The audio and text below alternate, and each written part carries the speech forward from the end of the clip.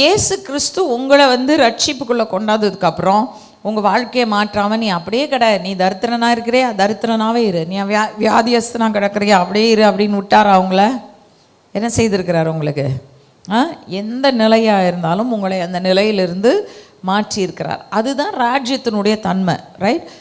அவர் உங்களுக்காக கரிசனை கொள்ளுகிறவராக இருக்கிறார், அக்கறை கொள்ளுகிறவராக இருக்கிறார். அப்படி இருக்கும்போது ராஜ்யத்தின் புத்திரராய் நாம் இருக்க வேண்டும் என்று சொன்னால் அதே கரிசனை எனக்குள்ள இருக்கணும். I need to care for people.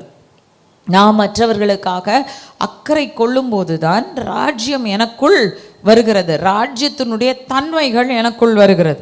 அப்போது இன்றைக்கி நம்ம பார்க்குறது என்னென்னா, நம்மளை சுற்றிலும் இருக்கிற பலவீனமான உதவியற்றவர்களுக்காக நாம் கரிசனை கொண்டு அவர்களுக்காக நாம் அக்கறை கொள்வது தான் தேவன் நமக்கு கொடுத்திருக்கிற அந்த ராஜ்யத்தினுடைய தன்மை.